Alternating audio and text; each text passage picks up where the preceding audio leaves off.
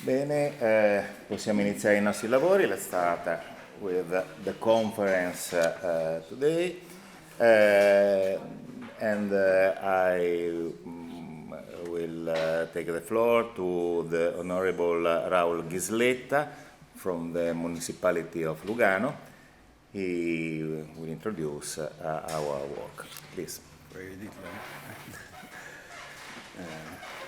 Buongiorno. As a member of Municipality of Lugano, one of 7 members, I cordially greet the Director of Institute of Religions and Teology, Professor Adriano Fabris, and I welcome the speakers at this conference from European and Asian universities. Protection of creation, hospitality, and food ethics are important issues for the future of planet, and discussing them is very important. In Lugano, we don't often hear about these issues. This is a city geared toward promoting finance, cryptocurrencies, new technologies, and commodity trading, without asking too many ethical questions. It's a city that generally isn't even shocked by the fact that in these tragic hours, famine is being used as a weapon of war in Palestine by the State of Israel. I therefore hope that the contributions of this study day and the cultural work of the Faculty of Theology in general can inspire greater reflection among all citizens and institutional representatives. And I wish you all the best in your work. Thank you very much.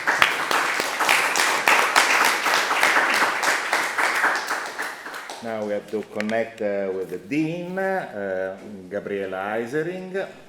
Good morning to everyone here, and excuse me that I can stay in Lugano. They are my vacation, but I want to make a little welcome speech. I'm truly delighted to open this conference on biblical wisdom and the ethics of eating. This event is organized by the Religion and Theology Institute of the Faculty of Theology at Lugano, where I serve as Dean. As you have seen in the program, the aim of the conference is to explore how fundamental biblical principles such as stewardship of creation and the practice of hospitality can inspire contemporary discussion and food ethics. We will be addressing issues such as sustainability, global health, and food justice. At the same time, we want to ask whether biblical perspectives, when placed in dialogue with other religion and ethical tradition, may offer meaningful alternatives to today's dominant paradigms, which so often prioritize individual choice and enjoyment of food based primarily on taste.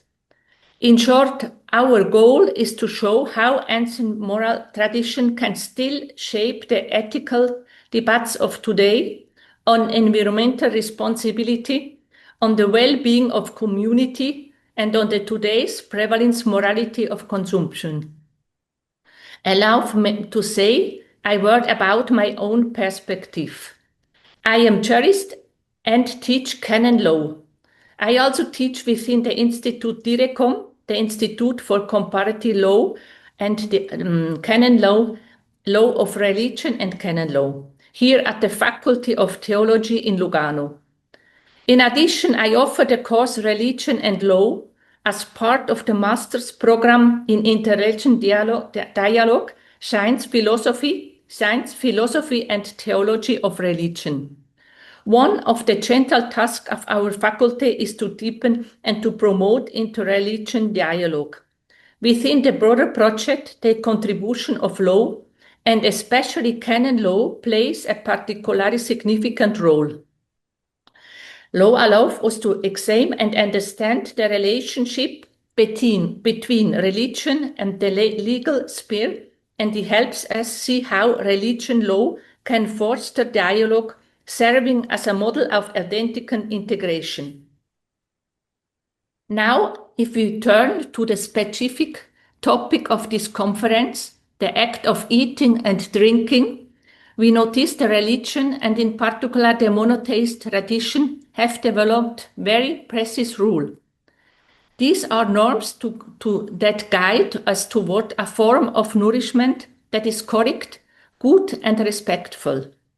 Respectful of our relationship with God, with other human beings, and with creation itself. Take, for example, the Bible. The first commandment given by God to Adam was a commandment about food. You shall not eat of the fruit of the tree of knowledge. This in itself is already enough to underline the importance of considering judicial aspect in our discussion here. The link between biblical wisdom and the ethics of eating necessarily passed through the question of regulation, how we order and discipline our relationship with food, and is precisely on the basis of this kind of regulation that we can discover common ground, a shared space where different religions can meet and engage in dialogue. With this, let me simply wish you a fruitful and enrichment work over the courses of our time together. Thank you. Thank you very much. Thank you, Gabriela, for your introduction. Now I'll present this conference and give a very brief introduction to our works. Biblical Wisdom and the Ethics of Eating is the title of our conference. The problem is the connection between religions, monotheistic religions, and the topic of food. Food is here the connecting link between the religious sphere and the secular approach to life. It is one of the ways in which the connection with a dimension that believers hold to be sacred powerfully affects the human behavior. But it's also a way through which some concrete daily experience, such as those that have to do with feeding oneself, the coffee break, for example, can be loaded with a symbolic value, fetishized or sometimes even allowed. But generally speaking, if we look at the ways in which eating and drinking are usually experienced, we see that nowadays there is a veritable contrast between the religious attitude and the profane practice. Or, more to the point, the indifference for the religious dimension, which has become prevalent in the secularized West, is reflected in the same carelessness for the elements of food that go beyond its mere material presence and the way it is produced and packaged.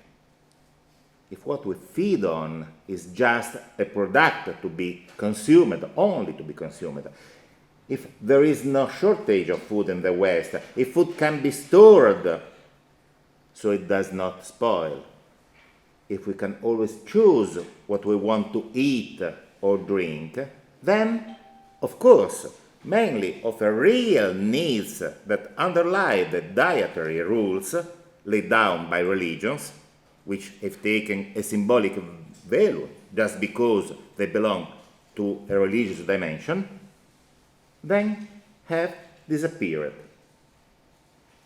If the things we feed on are plentiful and interchangeable, then our care and respect for them can easily disappear. in a consumer society, fasting can be a way to express criticism for what, for example, is exceedingly plentiful. It can be a form of abstention, maybe for dietary reasons, but it certainly cannot feel like a real sacrifice, like in the religious dimension. However, despite the prevalence of the material approach, even in the secularized societies, the relationship with food can express an additional meaning that goes beyond the mere act of feeding oneself. This happens because, despite a far too widespread belief in the well-known Feuerbach sentence that the human being is what he or she eats, despite that, we are not merely what we eat. At least in the materialistic sense that has been given to such a Feuerbach statement. We are instead, and mostly, symbolic beings. So, our relationship with food, too, is a symbolic relationship, and so can be the role that food plays for us. Some specific ambiguity comes to the fore then in what food is and how it is presented in the different cultures. An ambiguity which also affects our relationship with food. Food is, of course, something material, substantive, substantial, that feeds us and meets a specific human need. However, food is at the same time something cultural, which pertains to the sphere of imagination, which can have a symbolic value and which, just because of that, can turn for humans into an object of desire, a whim of fashion, an opportunity for personal transformation. Here is, at the deeper level, the common element that joins the sacred approach to the profane relationship with food, the symbolic element. In both cases, in fact, food is not just a response to our need to eat. Not simply that. It is more than that. It is something in which humans discover that world of meanings within which they move and which goes beyond the acknowledgement of a mere fact of life. It is about the cultural world. It is about the religious world too.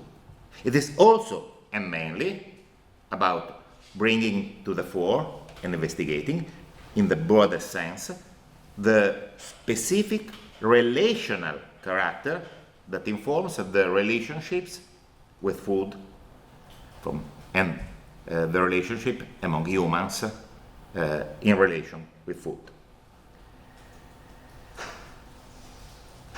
Well, the aspects of measure in the enjoyment of food, conviviality, solidarity with one's neighbor, communal well-being, sharing of resources, food as food given and shared in hospitality, and witnessing through food one's humanity, all these emerge as topic. We have to work about that. These are all aspects that religions, all religions, have promoted and taught.